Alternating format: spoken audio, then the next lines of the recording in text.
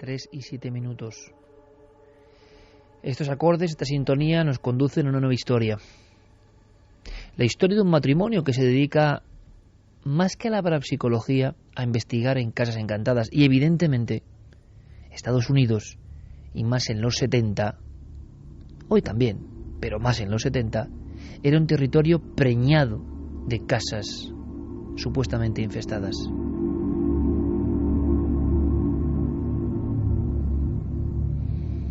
Trabajaron toda su vida juntos y en el lecho de muerte, decíamos, ocurrió algo. El recuerdo de un suceso absolutamente desconocido aquí en España.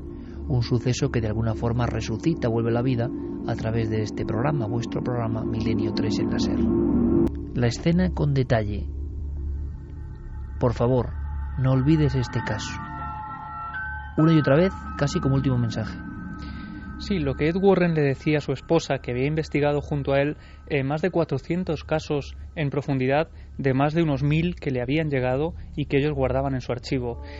Pero había un caso entre todos ellos que, de salir a la luz, podría suponer un auténtico borrón dentro de su expediente, porque, según ellos, según las creencias de los Warren, aquella noche, en la investigación de este caso, despertaron algo que permanecía dormido en aquel terreno. Todo empieza en el año 1971, en los primeros días del año 1971, cuando la familia Perron, que vivía en Rhode Island, estaban buscando un lugar donde poder vivir toda la familia a las afueras de la gran ciudad. Y poco a poco, después de unos meses de larga búsqueda, llegan a un lugar, a una antigua granja en el centro del bosque, de un lugar, de un pequeño pueblo de ese lugar, de Rhode Island, donde creen que han encontrado su hogar. Una antigua plantación del siglo XVIII que desde ese momento se convertirá en su hogar y también en el fruto de sus peores pesadillas. Una casa como otra cualquiera, una casa en mitad de una plantación. Sí, ocurre en el pequeño pueblo de Harrisville, a las afueras de la ciudad, en mitad del bosque, cerca de un arroyo que de alguna forma se convertiría también en el lugar de ocio de los niños y que aparentemente era un lugar tranquilo, un lugar normal en el que habían vivido 8 generaciones de familias que habían vivido allí y que habían dejado al final pues a las manos de esta familia. Poco a poco ellos van haciendo la mudanza, van empezando a vivir en ese lugar, van habituándose a los ruidos normales de una vieja casa de madera. Sin embargo, poco a poco van descubriendo también que hay otros ruidos que no son muy normales y que hay cosas un tanto extrañas, ¿no? Ya casi desde el primer día los niños están muy inquietos en el dormitorio, especialmente las 3 hijas, que dicen que en mitad de la noche presienten como alguna figura que parece observarlas desde la sombra del dormitorio.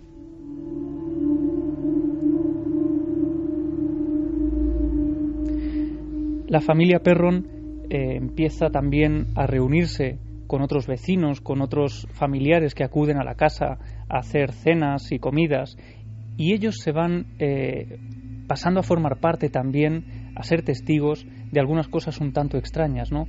Ellos dicen que a raíz de la segunda semana escuchan susurros en la parte de arriba de la casa, concretamente en la habitación donde ellos tenían el televisor. De hecho, en más de una ocasión, el padre de la familia sube a esa habitación. Roger sube a la habitación pensando que está la televisión encendida porque escucha unas voces muy claras. Sin embargo, cuando llega allí, el televisor está completamente apagado.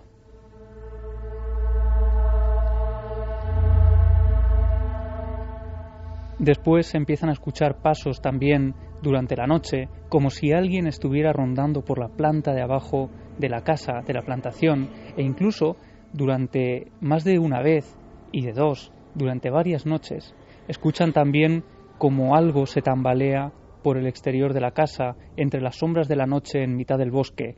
Ellos decían como una especie de animal moribundo que iba chocándose contra puertas y ventanas.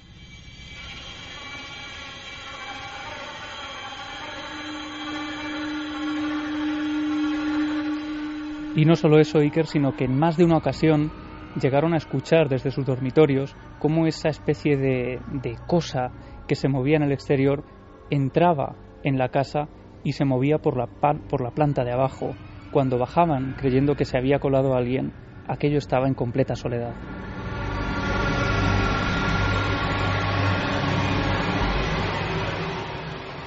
hasta que el fenómeno deja de ser esa serie de sonidos y de movimientos de objetos y llega incluso a agredir a algunos de los miembros, especialmente a Andrea Perron, la hija de la familia, que ahora, precisamente porque Lorraine Warren, intentando seguir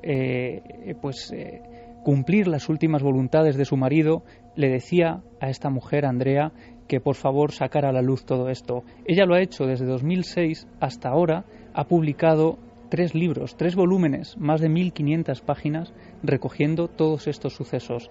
Y uno de ellos, casi el primero, el detonante de los fenómenos agresivos hacia ella, ocurre durante la preparación de una cena de Acción de Gracias.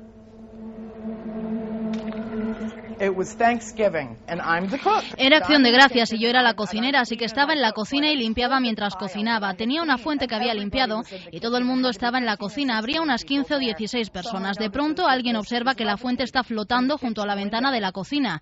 Yo estaba de pie en un rincón de la cocina haciendo mis cosas y entonces voló 3 metros en un ángulo sobre los platos a los que ni siquiera rozó hasta golpearme y hacerse añicos.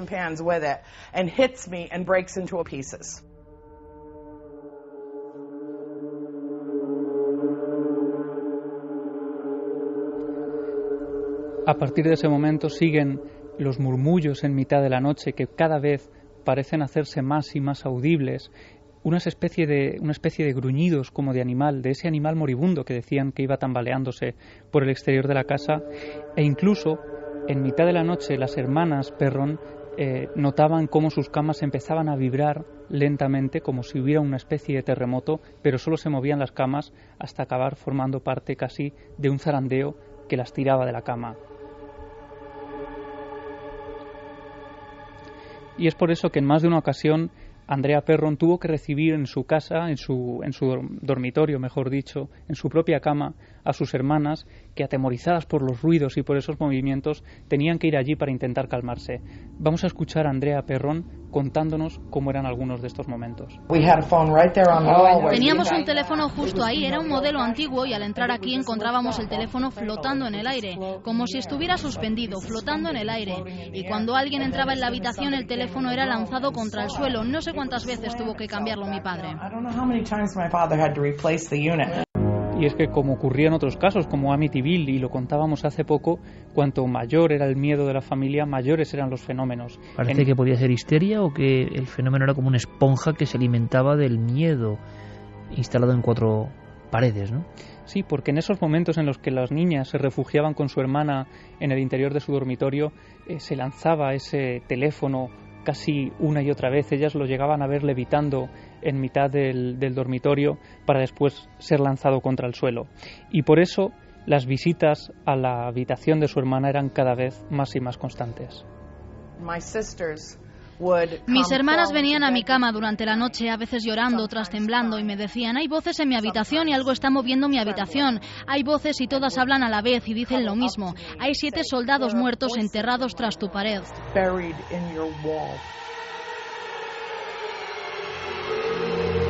Hay 7 soldados muertos enterrados tras tu pared. Era como un mensaje constante que se repetía y, sobre todo, diferentes voces daban ese mismo mensaje, esa misma letanía, esa especie de frase que, por algún motivo que se nos escapa, tenía que ser recordada una y otra vez por los nuevos habitantes de esa vivienda. Y no solo eso, sino que ellos, a raíz de todos estos fenómenos, van acudiendo cada vez más al archivo local para intentar saber más de todo ello. En ningún momento llegan a picar en esa pared, pero sí se enteran, preguntando en las localidades cercanas, que en 1800 era más o menos habitual a los bandidos emparedarlos vivos, ¿no?, como una especie de castigo para purgar sus pecados. Pues la cosa no termina aquí, sino que al cabo de unos años, pasan varios meses, largos meses, hasta que esto ocurre, los niños empiezan a ver una figura en el patio que da a la cocina. Concretamente la figura de un hombre vestido de época, con unos ropajes muy antiguos, que se limita a sonreírles desde debajo del árbol frente a la cocina y les hace un gesto con la mano. Les está saludando mientras sonríe alegremente.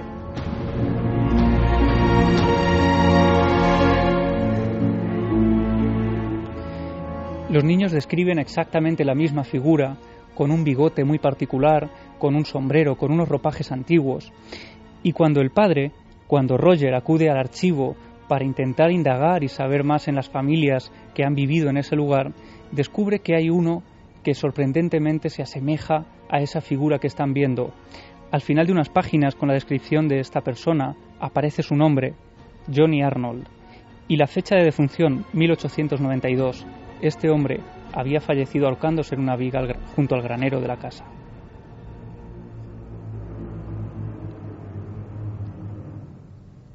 Y esta no es la única figura que ven, sino que con el paso de los días aparece otra, una figura infantil que llegan a ver varios niños, las niñas en concreto, en sus dormitorios, que aparece de la nada, que surge cuando las puertas están completamente cerradas, cuando ellas saben que no hay nadie en la habitación y sin embargo son despertadas por unos pequeños pasos que van surgiendo en la oscuridad y que les hacen ver esa pequeña figura. Había una niña pequeña que cruzaba mi habitación, tenía unos 4 o 5 años y lloraba por su madre. A veces la niña parecía de un color grisáceo y siempre llevaba un libro bajo el brazo y caminaba por la habitación y se adentraba en el armario. Nunca decía nada, solo pasaba por allí y llevaba un bonito vestido verde y morado. Era con el que había sido enterrada.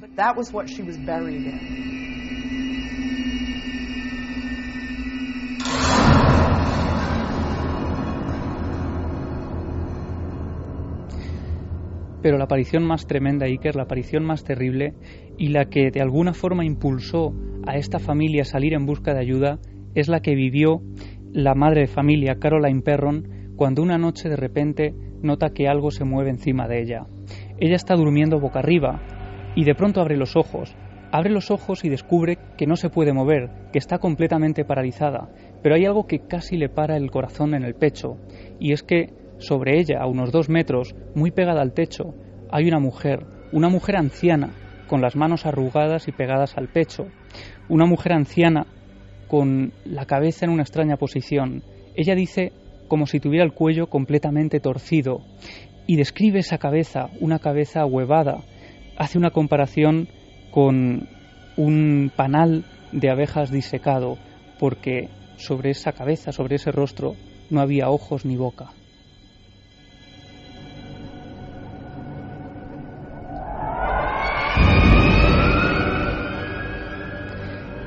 Consigue moverse. Caroline en ese momento despierta a su marido completamente aterrada y él intenta calmarla diciéndole que puede haber sido una pesadilla, que debe haber sido una pesadilla muy real porque ve que su mujer está en estado literalmente de pánico. Lo que ocurre es que 2 noches después, 2 noches más tarde, la hija pequeña, Cindy, se despierta porque escucha una especie de sonido en el interior de la habitación de sus padres. Cuando abre la puerta y entra, descubre a la vieja, como la describirían, flotando sobre el cuerpo dormido de su madre.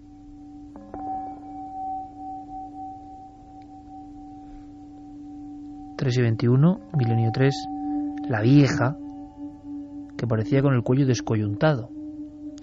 Descripción que realmente nos parece de lo más gráfico que hemos escuchado nunca en un testigo. Simular la cabeza porque casi no hay facciones, ni ojos ni boca, pero uno sabe que es cabeza, con un panal de abejas disecado, flotando cerca del suelo, con ropajes antiguos, manos en el pecho, y la cabeza como la de un muñeco desvencijado. Ese es el episodio, Iker, cuando la niña a la mañana siguiente le describe esa visión a su madre, y ella, por supuesto, no le había contado nada para no atemorizarles, cuando ellas ya estaban bastante asustados por lo que estaban viviendo, pues cuando deciden salir a buscar ayuda. Y da la casualidad de que en Rhode Island están Ed y Lorraine Warren haciendo una de esas conferencias que están haciendo por todos los Estados Unidos, precisamente porque ya han saltado a la fama a raíz del caso de Amityville. Ellos han pasado unos días en el interior de la casa poco después de la marcha de los Lutz y están contando lo que han vivido. Así que ellos se acercan a una de esas charlas y en el último momento, cuando ellos están firmando algunos de sus trabajos, les piden ayuda. Les dicen que una de sus hijas está siendo agredida y que ahora la madre también está siendo visitada durante la noche por una mujer que es fruto de sus peores pesadillas.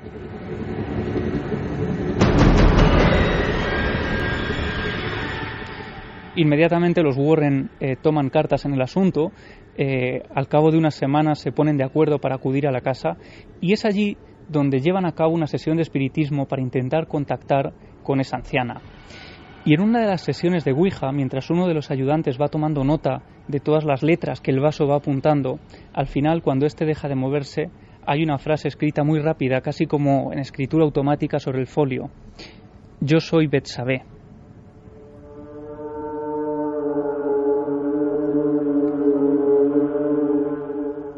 Yo soy Betsabé. 3:23. Fermín Agustí, compañero, buenas noches. Buenas noches, Iker. Hablo así casi con respeto reverencial porque estoy visualizando las imágenes y me está poniendo los pelos de punta entre la música de Noel Calero, de la película Sinister, una de las bandas sonoras, o de Dark, y luego lo que está contando Javier, y estamos aquí en el estudio en penumbra, y de verdad hacía tiempo que no sentía yo algunos efluvios, ¿no? Pero hay una breve noticia, aunque sea que dar, que siempre nos alegra, ¿no? Somos Trending Topic ahora mismo, Milenio 3 en Twitter. Gracias, Fermín. Un placer.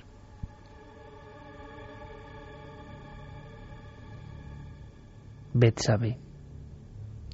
Yo soy Betsabé es la frase que permanecía escrita muy rápido Personaje sobre el bíblico. folio. Sí, personaje bíblico, y en un principio los Warren lo asocian con ese personaje.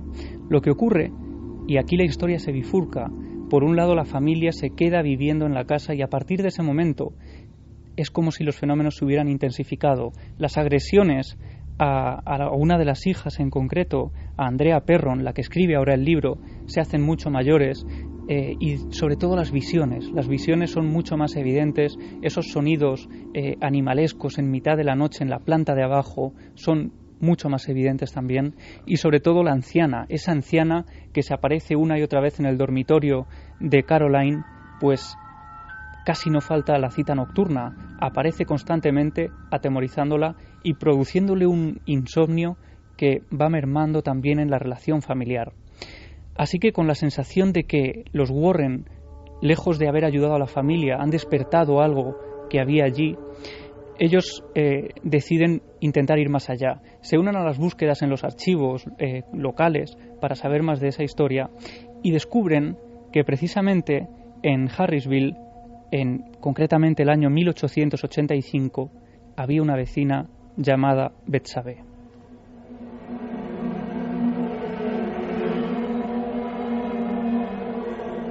Y no era una vecina cualquiera, era una vecina acusada de brujería, precisamente porque se había quedado al cuidado de un bebé, y al cabo de unos días, cuando los padres habían acudido a por el pequeño, este estaba muerto en extrañas circunstancias. De hecho, descubren un extraño orificio detrás del cuello y automáticamente todos los vecinos apuntan a Betsabé como la causante de esta muerte. De hecho, dicen que es una bruja y que ha matado al bebé como un pacto para el demonio.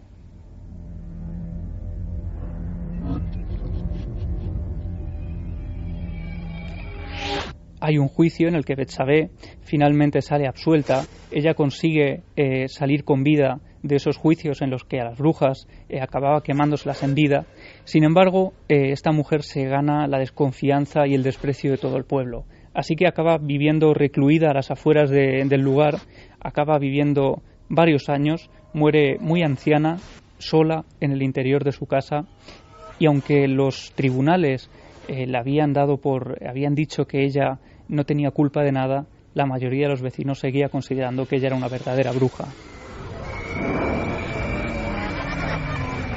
¿La visión del cuello torcido, del cuello descoyuntado, tiene algo que ver con la realidad? Las crónicas no detallaban nada más de la muerte, salvo esa fecha, 1885. No se sabe realmente cómo terminó sus días, ni si estaba relacionado tampoco con esa mujer. Pero los Warren, desde luego, para ellos no había duda de que la anciana que se presentaba a unos metros sobre el cuerpo de Caroline era Betsabé. Pues cada vez más atormentada por estas visiones, porque hay que decir que principalmente era Caroline la que veía a esta mujer una y otra vez. Al final tuvo que decidir porque notaba que sus días y que su vida se iba apagando en esa casa. Ella estaba enfermando constantemente porque notaba que el miedo que vivía allí y las noches sin dormir pues estaban acabando con su vida. Vamos a escuchar, si quieres, a Andrea Perron contándonos ese momento en el que la madre pide por favor que se marchen de esa casa. Ella me dijo, cariño, he mirado a tu padre y le he dicho, Roger, no sobreviviré a otro invierno en esta casa. Era o dejar la casa o perder a nuestra madre.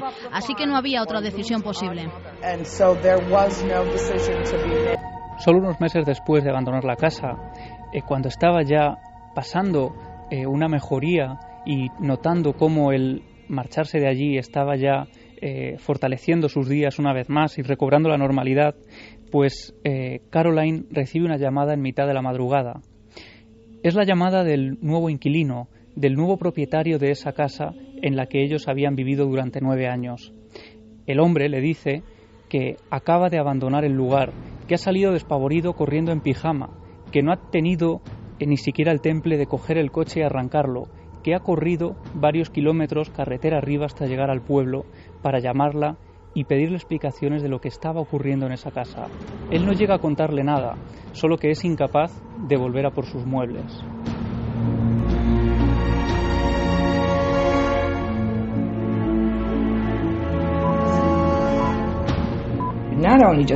No solo me ha pasado a mí, sino a mucha más gente. Lo primero que recuerdo es el sonido de pasos que escuchó mi hija.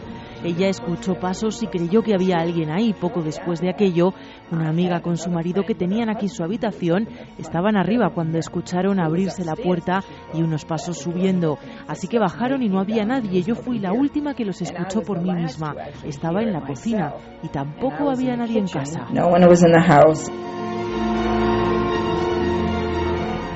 Al final, varias personas, el racimo de la familia, pero lo que nos sorprende es la llamada en la noche de este huido de la casa de la supuesta maldición, ¿no? Sí, estas últimas palabras que escuchábamos eran las de Norma Sutcliffe, la última inquilina, la que actualmente está viviendo en ese domicilio. La casa existe. La casa existe hoy, está habitada, y no solo eso, sino que el libro y el caso ha salido a la luz hace prácticamente 2 años. Cuando ella fue allí a vivir no sabía absolutamente nada de lo que había ocurrido. Y sin embargo, cuando se pone en contacto con Andrea Perron, la autora del libro, sin haber leído siquiera el libro, le cuenta cómo durante la noche efectivamente escuchan un sonido muy característico, como el de un animal moribundo tambaleándose en el pasillo de la casa.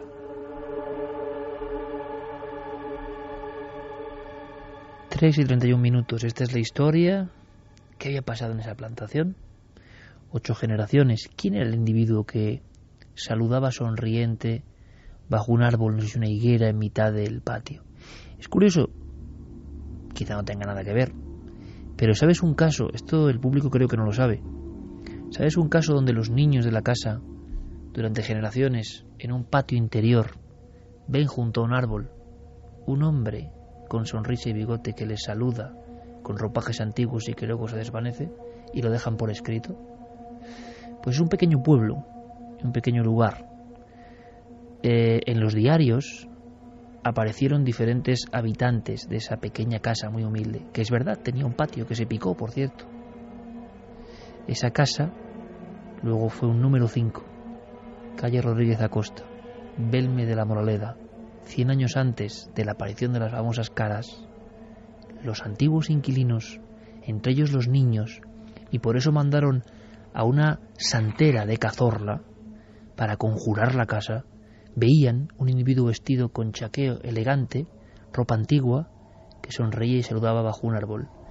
Y le dijeron al abuelo de la persona que luego vivió el fenómeno de las caras: vámonos de esta casa, mamá, porque debajo del árbol en el patio hay un muerto. Curiosa similitud. Carmen sí sabía esto, ¿verdad? Sí sabía lo de el patio, el árbol y el muerto, ¿verdad? Sí, me acordaba de esa historia. Yo no sé qué dirá nuestro público, pero desde luego es tremendo Estados Unidos. Y claro, no un país, en realidad es un continente, ¿no? Prácticamente. Tan inmenso. Hemos contado muchos casos terribles, a cada cual más terrible en el aspecto del miedo. Y siempre hay uno más que te sorprende, es increíble, ¿no? Yo no sé si al público le ha pasado lo mismo. El público, el que puede escribir, porque están muertecitos de miedo la mayoría, y mejor no digo lo que piensan de Javi Pérez Campos al contar estas historias. Voy a leer algunos de los que se pueda leer, y también con Noel, que dice que con las músicas Sí, bueno, que nos vamos van a pasar cambiando el tercio poco a poco, Noel. La factura de Iberdrola dice que nos la van a pasar a Milenio 3, porque está todo el mundo con las luces encendidas. Vamos cambiando poquito a poco, suave, Noel, pero vamos cambiando el tercio. Johnny nos poco dice, es normal que un niño tenga este tipo de visiones. Yo cuando era pequeño vi una figura que estaba en la habitación de mis padres, sacando ropa del armario y empacando en una maleta. Tenía un pañuelo blanco en la cabeza. Me miró, sonrió y yo me fui a mi cuarto. Este amigo escribe de América, claro, empacando, ¿no? Sí. Licántropo dice, antes de comprar la casa, llamada a Milenio 3. Luego vienen las figuras, los ruidos, las líneas de teléfono por las nubes, vecinas que son brujas. A Mansalva dice, voy a tener a la vieja en la cabeza toda la noche. Desde luego. Bien. Es un personaje para final de temporada de Milenio 3 fantástico, ¿no? Él ha creado la imagen, la fuerza de las imágenes, ¿no? Hablábamos de eso precisamente en la reunión, cena cotidiana del equipo. La fuerza de la imagen. Resulta que la vieja ya la hemos visto, en realidad no la hemos visto, pero la hemos diseñado en nuestra mente todos los oyentes, cada uno a su forma, con esa descripción, ¿no? Como un panal.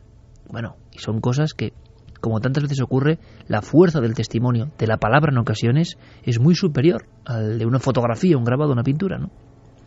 Me dices, o algo así, porque es imposible pronunciar este nombre, dice, vamos, yo me despierto y veo a alguien encima de mí sin rostro y me hace de guía al otro barrio. Daniel Polinario, y estuvieron mucho tiempo en esa granja, por Dios. 9 años, la primera decía. Noche Sí. hago la mudanza. Sombra Norceste, se debería de haber picado las paredes, y si es cierto lo de los cadáveres, enterrarlos. Roser dice, no teníamos bastante con mirar debajo de la cama y en los armarios, que ahora tenemos que hacer prospecciones en las paredes. Cristian Roldán es escuchar Milenio 3 en penumbra y multiplicarse los ruidos sospechosos. Daniel Morros, escuchando Milenio 3, ¿cómo es que genere más miedo un sonido de silencio que la mejor de las historias? Hombre, pues porque el silencio suena también, ¿eh? El silencio suena, y el silencio, como se escucha tan poco, cuando llega... Yo recuerdo el testimonio que rescatamos este año de Joaquín Cobos, ni más ni menos, que era un testimonio de fantasmas, y era un estudio de grabación. Y Joaquín Cobos, fuera de cámara, me decía, y luego lo repitió, pero lo dijo con mucha intensidad, como a veces pasa, ¿no? Al margen de los micrófonos y las cámaras. Me decía, Iker, es que tú no sabes, cuando grabábamos en aquel estudio, en la antigua carretera de Alcorcón, solos en la noche, claro, había una figura, veíamos una figura, nos rondaba una figura. Pero no en un estudio de grabación, cuando uno está solo haciendo determinadas operaciones de producción, trabajo más o menos rutinario, hay un momento en que uno se da cuenta que se escucha el silencio más absoluto, que uno está grabando el silencio, y ese silencio puede resultar terrorífico absolutamente cuando uno es consciente de que está en la casa solo grabando, porque teme que en cualquier momento aquellos aparatos, aquellas regletas, aquellas cintas de la época de Reeboks, ¿no? Van a de repente emitir algo que no es esperado, ¿no? Es como cuando uno escucha las psicofonías, a veces la inquietud del sonido vacío es lo realmente, la espera, no la tensa espera, algo que rompe la quietud es lo que nos aterra, ¿no? Entonces el silencio es un componente, tanto en los discursos, en las palabras, en lo que estamos haciendo ahora, realmente forma parte, ¿no?, del ajedrez de las emociones, claro que sí. Más cuestiones, Carmen. Jonathan dice, por suerte en América aún es una hora temprana, las historias de Javi Pérez Campos son increíbles. Darvos dice, despertaron algo que estaba dormido, de aquí sale un guión estupendo para una película. Bueno, esa película existe ya, ¿no, Javier? Sí, ahora justo han hecho una película que se llama Expediente Warren, que se estrenará en julio y que, bueno, pues cuenta desde luego con la aprobación de la protagonista de esta historia, con Andrea, que es una de las hijas que vivieron todo aquello. Ella ha visto la película y dice que lejos de ser una superproducción de Hollywood que bebe de muchas historias inventadas y que aumentan la realidad para dar miedo, ella dice que se ajusta muchísimo a la realidad. De todas formas, la fuerza tremenda de la descripción que conforma una imagen. Lo decíamos antes, esta misma tarde, yo leí algunas páginas de un trabajo, ya tiene unos años, Autobiografía sin vida, yo lo recomiendo, de Félix de Azúa, todo un intelectual, que se basa en las pinturas de Chauvet, en el inicio del arte rupestre, pero para hablar de la fuerza de las imágenes. Decía este autor algo que me ha sorprendido muchísimo y que creo que es verdad. Cada generación, cada X tiempo, es hija de una imagen, de un grupo de imágenes. Cuando pasa esa generación, ni los terrores, ni las fascinaciones, ni los amores, ni los desamores son los mismos. Las imágenes del mundo de nuestros padres son unas muy concretas. A veces son imágenes de la pantalla en televisión en blanco y negro, de determinadas portadas de periódico, de determinados regímenes, de determinadas cosas que ocurrían, ¿no?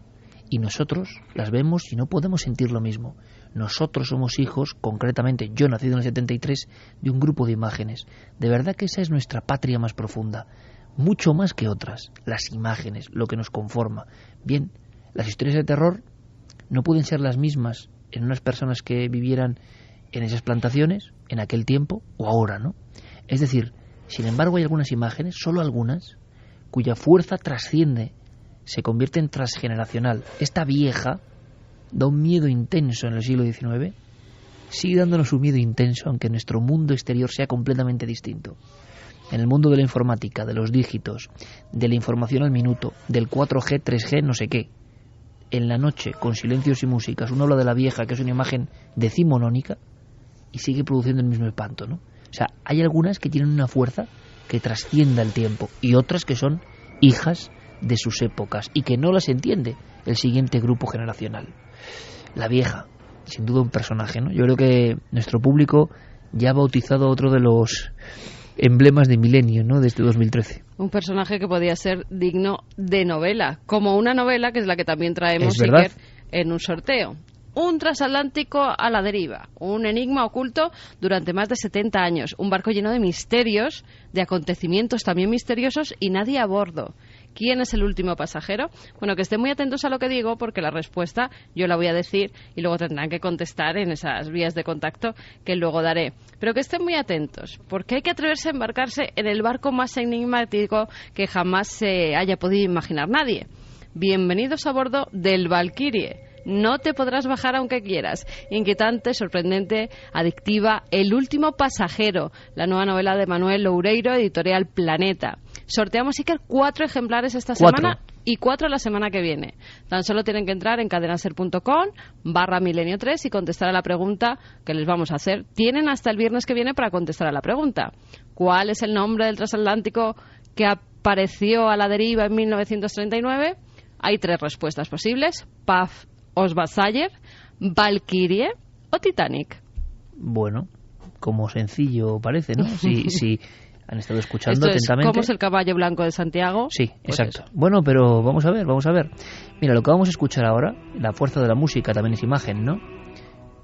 Esto por los pelos de punta. Yo recuerdo a un buen amigo corresponsal en las tierras soviéticas que cuando le pusimos esto, casi lloraba el hombre, ¿eh? Casi lloraba. Estuvo muchos años en F, en el viejo mundo tras el muro, y un día aquí en el estudio le pusimos esto, que es del genio Jean-Michel Jarre, y claro, me mostraba el antebrazo, los pelos de punta. Muri, Jean-Michel Jarre. Diego Marañón, compañero, buenas noches. Buenas noches, Iker, ¿qué tal? Maravillosa música para hablar de... no de un viaje y una gloria, sino algo que estaba ya hacía tiempo en los manuales de conspiración. ¿Qué pasó? ¿Cómo murió Yuri Gagarin? Pues efectivamente es una historia que lleva coleando bastante tiempo, pero que se ha vuelto a poner de actualidad precisamente a raíz del estreno de una película que se llama Gagarin, el pionero del cosmos, que ha tardado 6 años en rodarse y que se ha dilatado bastante en el tiempo y está ahora mismo en los cines de Moscú, ¿no? Bueno, ha sido el reconocido cosmonauta ruso Alexei Leonov, antiguo amigo de Yuri Gagarin y miembro del primer grupo de cosmonautas de la Fuerza Aérea Soviética, también el primer hombre que realizó un paseo espacial, el que ha desvelado hace solo unos días la que, según él, fue la verdadera causa de la muerte de este hombre, del mítico Yuri Gagarin. Leonov tiene 79 años hoy, Iker, y ya lleva bastante tiempo. Incluso en 2004 él escribió un libro junto a otro astronauta donde ya exponía esta teoría. Él nunca ha estado conforme con la teoría oficial de la muerte de Gagarin. ¿Qué es cuál? La verdad es que en aquel momento, en el momento en el que se formó la comisión para investigarla, se dijeron varias cosas. Se apuntó, fíjate, se especuló desde incluso un posible suicidio, un choque con algún objeto desconocido, un sabotaje ordenado desde las altas esferas soviéticas. La verdad es que la que más papeletas tenía para ser, digamos, la buena, era que Yuri Gagarin podría haber sufrido la despresurización accidental de la cabina del caza que pilotaba cuando murió. Murió él y otro piloto amigo. Ahora lo que nos ha dicho este hombre, Alexei Leonov, es que Yuri Gagarin, este mítico cosmonauta, parece ser que pudo perder el control del caza que pilotaba por culpa de la turbulencia de la estela de otra aeronave. Un avión que podría haber volado demasiado cerca, mucho más cerca de lo recomendable, y que pudo haber sido el causante de ese terrible accidente que provocó que el caza que pilotaba se incrustase 6 metros Iker bajo tierra mientras descendía en picado.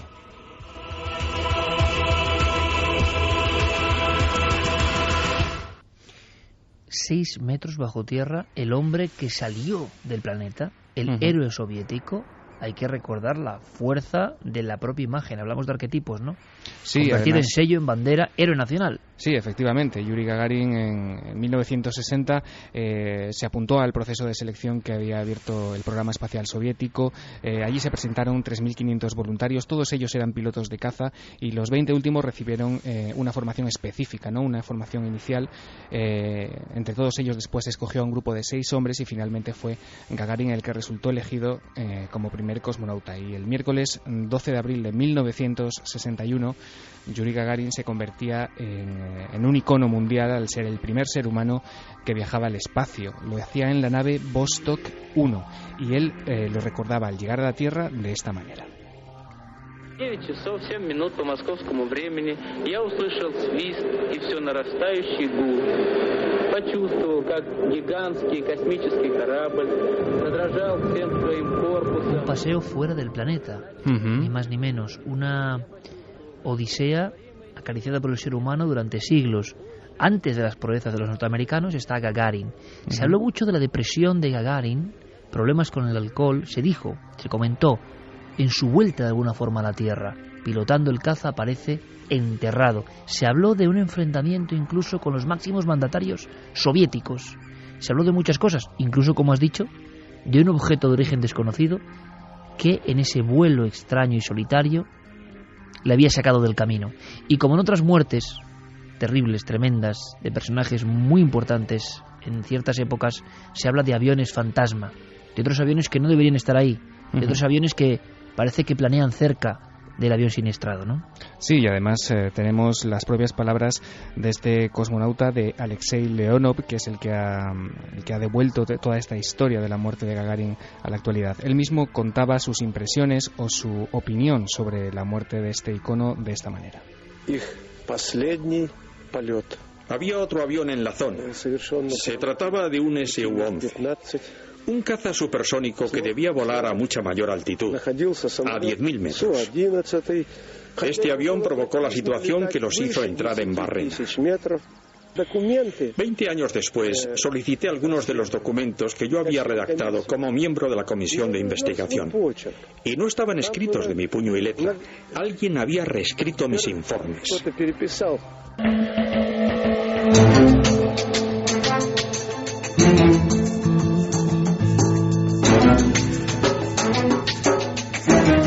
Informes reescritos, muertes extrañas.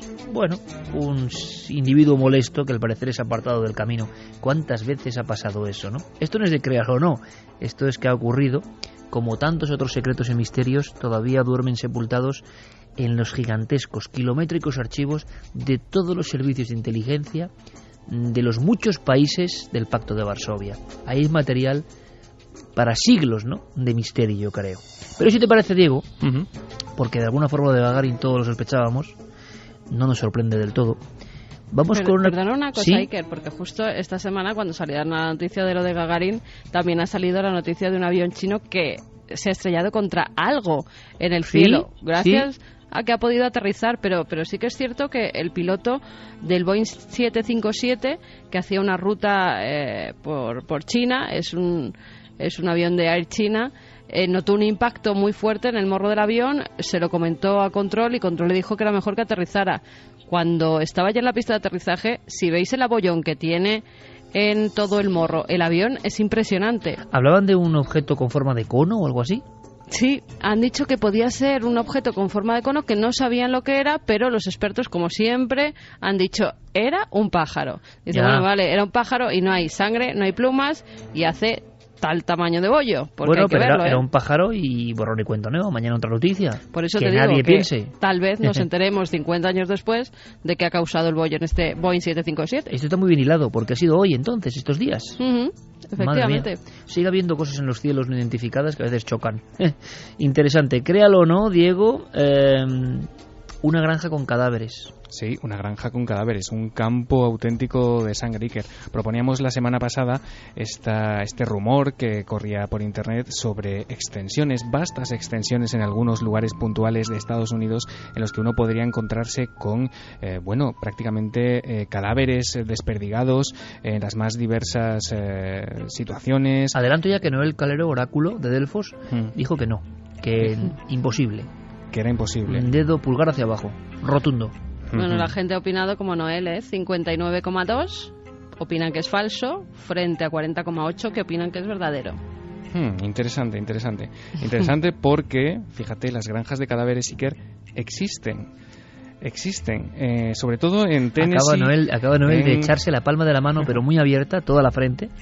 Y ahora mismo es la imagen de la desolación, entre el pensador y la desolación, tumbado sobre las regletas, complicado de llevar esa nave, muchísimas regletas y luces, y él prácticamente, recibe una cantidad de mensajes sobre Noel Calero for President, fotos de Noel Calero, cómo es Noel Calero. Nos estamos convirtiendo en un mito muy a su pesar, porque a él no le gusta la popularidad, porque ahora tenemos la regla de 3 a favor, 39 en contra, ¿no? Más o menos. Muy bien. Vuelve a ser él. Qué tío más grande. Él dijo que no y por supuesto es que sí. Sí. Hay granjas de cadáveres, que eso ya es alucinante. Te explico. Resulta que en lugares de Estados Unidos, como por ejemplo en Tennessee, en Carolina del Norte, en Texas, existen, pues como te digo, extensiones de terreno pobladas de cadáveres. Pero claro, la explicación es un poco más racional de lo que podría parecer. Estas extensiones, Iker, pertenecen a áreas de antropología de distintas universidades. ¿Qué hacen ahí? Bueno, pues investigar cómo el cuerpo humano se descompone, cómo los diferentes estados de putrefacción se pueden observar, incluso sirven para adiestrar a investigadores en cuanto a cómo abordar el lugar de un crimen, el levantamiento de un cadáver. Habrá que ir con mascarilla ahí, ¿no? Claro, imagínate. Y tú dirás, ¿y de dónde sale toda esta gente y todos esos cadáveres reales que están ahí? Bueno, pues algunos de ellos provienen de oficinas forenses, son cadáveres no reclamados, de gente que no está identificada, pero esto es curioso, la gran mayoría pues son esa gente que decimos que dona su cuerpo a la ciencia, ¿no?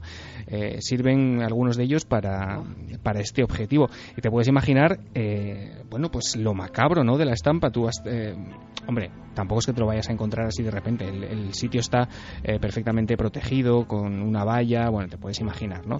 Pero sí que es cierto que los cadáveres se encuentran en las más diversas situaciones, se pueden ver a simple vista, dentro de coches, semienterrados, con una bolsa de plástico, es decir, simulando las situaciones en las que un cadáver puede ser encontrado por las fuerzas de seguridad, pues en la vida real. No sé, Diego, pero es que están al lado de un aparcamiento de coches, o sea que tampoco es que estén muy vallados, Bueno, pues como decíamos, tú vas de excursión con tu mochila y de repente te encuentras en el panorama. Oye, créalo o no, en este caso, nuestro sabio público ha fallado, ¿no? Porque es que de verdad era para fallar, Aquí casi disculpamos a Noel, porque una granja de cadáveres tiene hasta un documento como muy sonoro, sí, ¿no? Y muy visual. Claro, porque este tipo de temas aparecen en series de televisión, pues en CSI o, como en el caso que vamos a escuchar ahora mismo, en la serie de televisión Bones. ¿Granja de cadáveres? Hogansburg tiene una de las 3 instalaciones donde los antropólogos forenses pueden estudiar la descomposición de los cadáveres tras la muerte. A ver, ¿me estás diciendo que tienen un campo de cadáveres? Unos en el campo, otros en el agua, otros colgados, otros en el fuego. Colocan los restos en distintas condiciones y... Pues evidentemente la ficción se convierte en realidad absoluta. En titulares, siguiente desafío para Noel y para el público, claro, que es lo que importa. Y tan en titulares, es prácticamente una imagen, Iker. Es la imagen de una casa prácticamente solitaria en una urbanización de noche. De repente alguien llama a la puerta, desde dentro se abre y lo que te encuentras en la puerta es una pareja de 2 niños pequeños. Parecen querer entrar a toda costa, es como si estuviesen asustados, como si necesitasen ayuda. A veces se cuenta que quieren llamar por teléfono. La persona que abre la puerta se da cuenta de que la estampa no es habitual, de que algo parece no ir bien.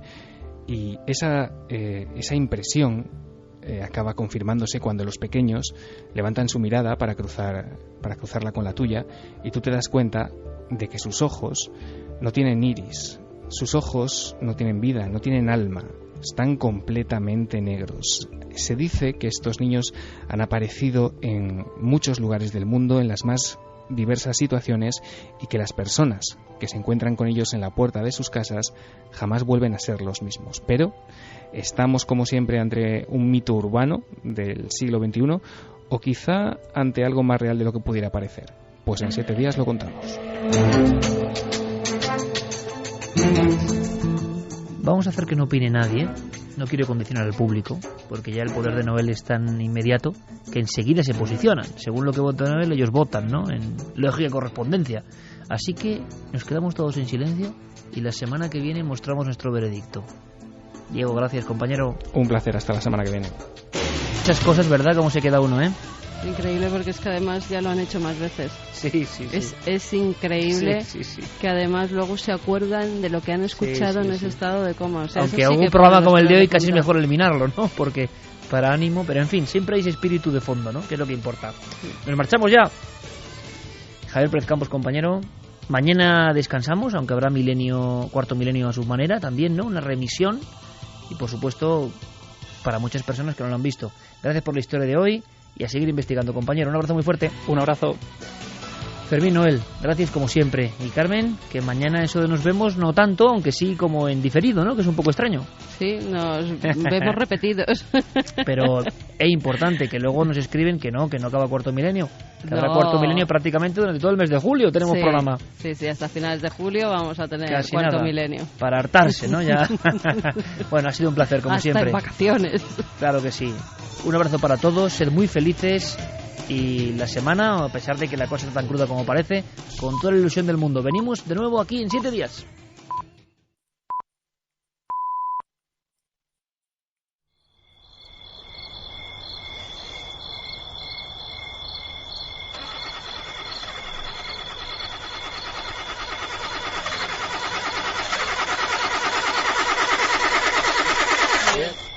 Vaya por Dios, otra vez igual. Este coche siempre me deja tirado en el peor momento. Era la segunda vez que le ocurría en apenas 30 kilómetros. Alfonso, el viajante de comercio, estaba indignado. Pero si le cambié el aceite en Zaragoza. ¿Qué te pasa, chico? ¿Qué te pasa? ¿Qué te pasa? ¡Vamos! Con la pequeña linterna, Alfonso recorrió los engranajes del motor y la batería, buscando el motivo de aquellos repentinos parones. Pero estaba demasiado oscuro. El viejo Citroën parecía un tiburón con la boca abierta, varado a un lado del camino comarcal. No sé, por aquí gotea algo, parece. A ver si va a resultar que está perdiendo agua. Era una noche cerrada y no se veía un alma. La carretera, llena de curvas, ya era provincia de Gerona. Alfonso debía llegar al amanecer hasta la capital para vender su muestrario. Aquella avería era algo realmente grave para su modesta economía. Aquel hombre, protegido con su abrigo del frío reinante, pensó un buen rato si iniciar la caminata a pie hasta el pueblo más próximo. Entonces, al mirar al frente, vio tan vacía la carretera, tan negra la noche, que sintió un respeto ante el entorno que le rodeaba. Venga, hombre, vamos. No me dejes tirado aquí. Fue entonces cuando a través del espejo observó que algo se movía. No muy lejos, entre los arbustos que daban a la misma carretera. Pero, ¿qué es eso? Maldita sea mi suerte. Vamos. Así, por fin. Buen chico. Temiendo otra avería súbita, Alfonso fue recorriendo los kilómetros a toda prisa. Su objetivo era llegar al pueblo cuanto antes. Pero al hacerlo, comprobó que apenas un puñado de casas, la plaza vacía con una farola iluminando la noche y una pequeña iglesia eran todo. Aquí no hay ni nada. No, tengo que seguir. Las curvas eran cada vez más cerradas.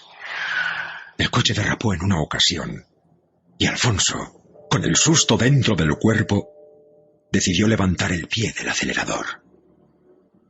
A lo lejos, a un lado del camino, distinguió el cartel de un bar que aún permanecía abierto.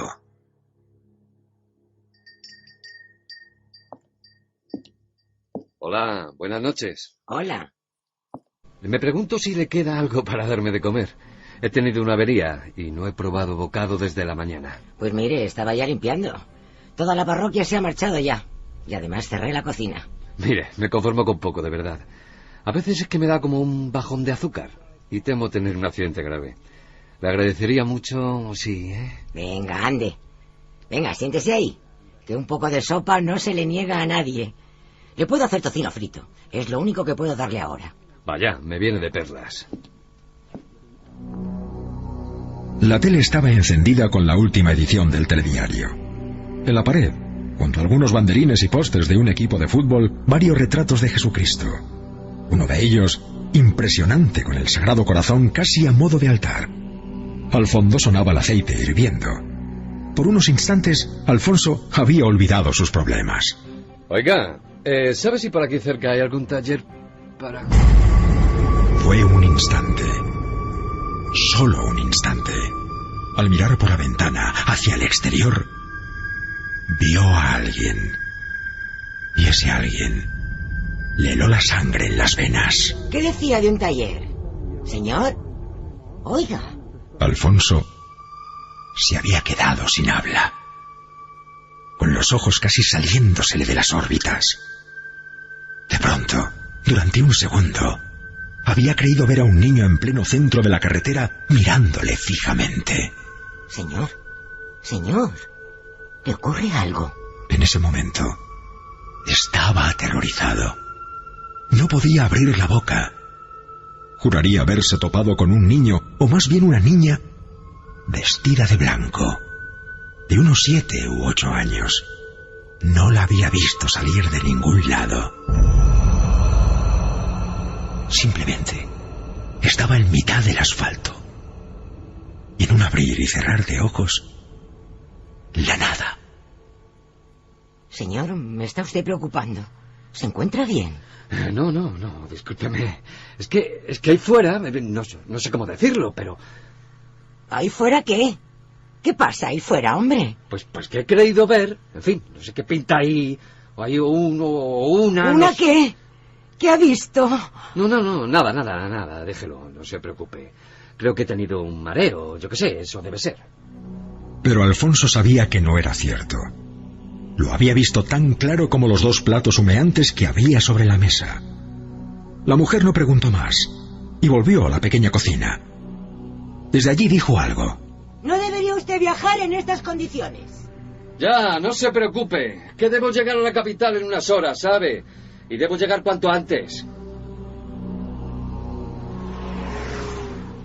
De nuevo en la carretera, confiando en la fiabilidad de su viejo coche, Alfonso tomaba las curvas con mucha precaución. Reduciendo de marcha, intentaba poner los 5 sentidos en la carretera. Pero entonces... No, por favor, no, ahora no. Pedazo de chatarra. No te pares ahora. Orilló el coche mientras miraba hacia atrás. Y recordó que no se había cruzado con nadie. Con nadie en todo el camino. Era como si todo el mundo evitase aquella carretera comarcal. Lo había escuchado perfectamente. Y por eso se quedó petrificado, inmóvil, con las manos atenazadas. Era una risa cercana, casi a su lado. Lleno de pavor, volvió a intentar salir de allí. Al mirar a su izquierda, casi en paralelo a su posición, creyó ver algo blanco. Algo que de pronto estaba ahí, presente. Intentó encorvarse hasta ocultar su cabeza bajo el volante. No quería mirar, pero sabía Sabía que estaba allí, a un lado, y sabía que era la misma figura que le había seguido a lo largo del viaje. Alfonso se vio al borde del colapso. En aquel instante estaba a punto de morir de miedo. Por eso cerró las puertas del coche. Pero de pronto, cuando estaba a punto de desmayarse por el terror, se escuchó el sonido milagroso. Gracias, Dios mío. Gracias. El coche salió disparado a toda velocidad y los focos iluminaron al frente, justo en mitad de la calzada, clara y nítida, la imagen de una niña pequeña. De nuevo, allí, sonriente, la incomprensible imagen de una niña vestida de blanco, con su traje de primera comunión.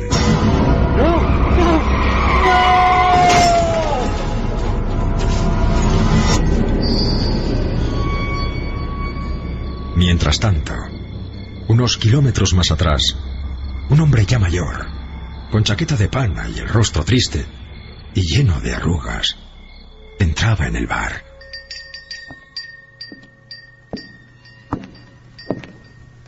Juan, ¿la han vuelto a ver? ¿La han vuelto a ver? ¿Dónde, Luisa? ¿Dónde la han visto esta vez? ¿Dónde va a ser? Ahí mismo en la carretera. Otra vez, Juan, otra vez.